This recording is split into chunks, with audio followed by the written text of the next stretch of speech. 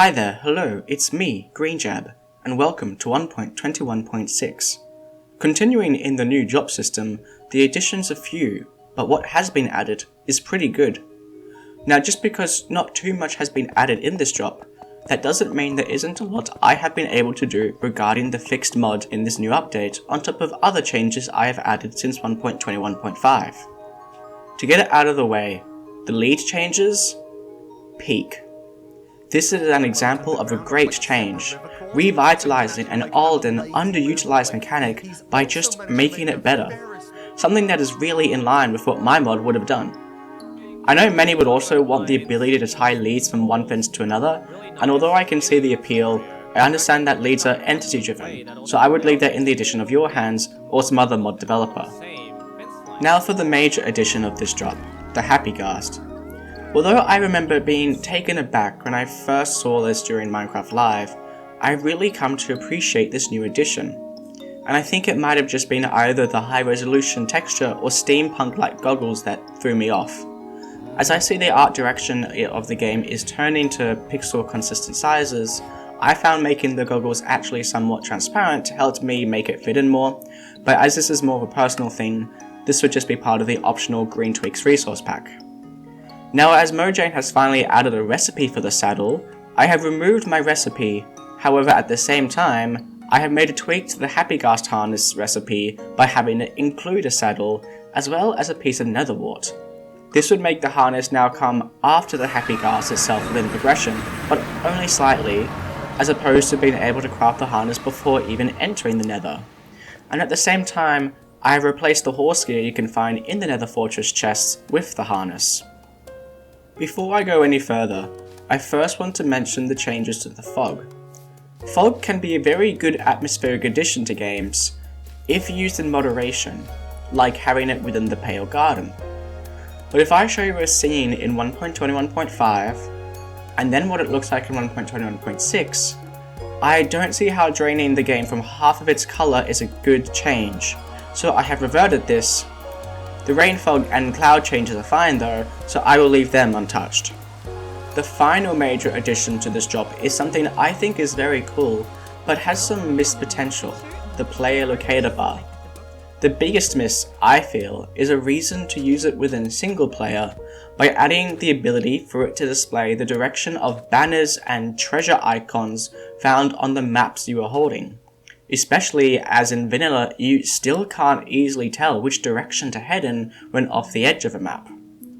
As this is the fixed mod, I of course have added this to work with all the maps contained within the map book you are holding, and further to this, rather than being able to see the location of everyone on the server, you will now only be able to see the markers for other players who have a map book with the same ID within their inventory, and their icon shown within the map book will now be the same colour as they are in the locator bar. And, for the fun of it, I've also made it show the location of the horse you just dismounted for 5 minutes, so it is easier to find your steed again when only making a quick stop. Continuing with the changes to the map book, I have added a marker you can place using shift left click, which is also now shown on the locator bar, and as there is only one per map book ID, you can use it to have a friend guide you to a specific location with relative ease. I have now made it so you do actually need empty maps instead of paper to add new maps to the map book, as I've added the ability to remove maps by holding shears in your offhand and being in the location of the map you are removing. However, where the maps are determines the size of them when they are added. If they are in your offhand, they will be a small size 0 map. Within your hotbar, we'll add a medium size 2 map, and the rest of the inventory, in turn, will add a large size 4 map. And to not make the cartography table obsolete, crafting them with an existing field map, or cloning them, is now done here rather than the crafting table, and map books now stacked to 16. After some discussion with one of my Patreons, I have made some small changes to villagers and iron golems. Namely, when a librarian unlocks its master level enchanted book, it will scan other nearby librarians and check their master level enchanted book to reduce the chance of a duplicate. And villagers no longer need to sleep to spawn iron golems, as I hadn't originally accounted for the restrictions I had put on villagers for needing privacy to sleep. The Iron Golem tag that a mob gets to prevent scaring villagers over and over with the same mob now gets removed if it goes under some sort of transformation, such as a zombie turning into a drowned. And to play into this, if a dungeon has a biome variant, such as a skeleton spawner in a swamp, it will spawn a bogged instead. So you could find a desert zombie spawner to spawn husks, scare some villagers, convert it into a zombie while getting some sand on the side, spawn another iron golem, and then again after converting it into a drowned. Other things I have done include adding the keep inventory game rule to the main world creation screen so that it is easier to turn on for those who wish to use it, especially since Mojang was playing around with making easy difficulty automatically have it on in Bedrock. Holding a compass will display your coordinates above your hotbar, and holding a clock will display the time and moon phase, including a hint to what buff that phase will give if it has one. Spider eyes and fermented spider eyes now show their bait power to better hint at their use within fishing, and there is a new video setting to choose between the vanilla armor HUD and my new one, which shows the actual armor you are wearing. This would be helpful to easily know if you are wearing an elytra or not, or if your gear is close to breaking, especially now that I have made netherite gear not break at 0 durability, much like the elytra.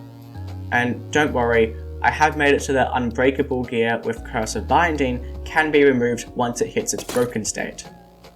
The bow, crossbow and fishing rod are now repairable using string, and wind charges turn falling gravel into falling sand.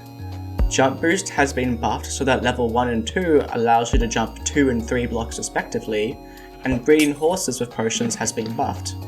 Splash and lingering potions are now stackable but have a 3-second cooldown, and if you linger within a lingering potion's effect cloud, the duration of that potion increases up to around twice the length of the original potion.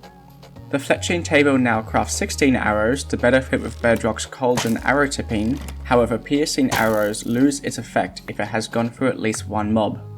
The duration of cave spider poison has been halved, and a successful sleep regenerates 5 hearts. I've also increased the chances for enchanted books within loot, including now within end cities, of which I have moved the chests so that they are slightly less cheesable than they were before.